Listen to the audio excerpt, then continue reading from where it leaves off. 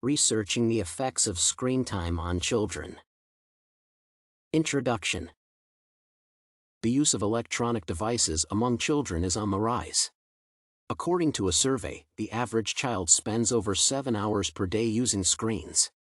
This time could have been spent sleeping, reading a book, or playing outside. Whether it is cyberbullying or acts of physical aggression, the negative impacts of children's screen time are everywhere to be seen. Electronic screens are making children less social and influencing them to become obese. Children are becoming less active in the bedroom and spend their time sedentary with electronics. The purpose of this is to shed some light on how screen time is affecting the youth. Discussion. Screen time comes up a lot in conversations about technology and its effects on kids. Screen time is any time a child spends looking at a screen, whether it is a TV, video game console, or phone. It includes not just when the child is actively playing games or watching shows, but also when they are passively looking at their screens. For instance, when they scroll through Instagram on their phone while doing homework or waiting for dinner to cook. When people talk about how much screen time is okay for kids, it is essential to remember that there are different kinds of screen time. For example, if one is sitting down with their kid to watch an old movie together on DVD. That is different from letting them sit in front of the TV all day while working around the house without interacting with them. There are many reasons why screen time on children is a problem. Studies have shown that when children spend too much time in front of screens, they become more aggressive and less empathetic. They also tend to be less physically active, which can lead to weight gain or other health issues down the road. However, the most pressing concern is what happens when kids are exposed to violent or inappropriate material online or through their devices. They can be traumatized by images or experiences they should never have seen in their childhoods. In addition, screen time can harm sleep. It is because of its ability to keep kids awake longer than they should be. They easily get sucked into whatever they are watching or playing. Due to problems such as waking up during the middle of the night and being unable to fall back asleep, children may endure physical pain and morning irritability. Moreover, it makes them feel anxious and stressed. When they are on their phones or tablets, they constantly connect with people online and get their feelings hurt by other users.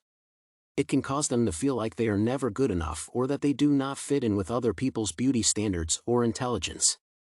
Screen time further causes children's grades to drop because they are not reading books anymore, they are watching videos online instead. It can lead to lower grades, which will cause them not to get into a good college when they grow up. Summary. In conclusion, screen time impacts children's brains as no other activity does. Human brains are wired for learning and growth. When kids engage in activities that challenge them mentally and physically over time, they grow more robust and intelligent.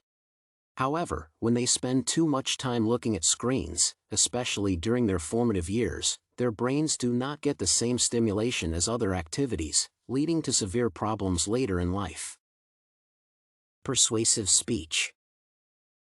The target audience of my research remix is the parents, teenagers, and teachers of children in grades 5 to 12. This audience must be educated about the risks of excessive screen time for children so that they may take steps to mitigate such impacts.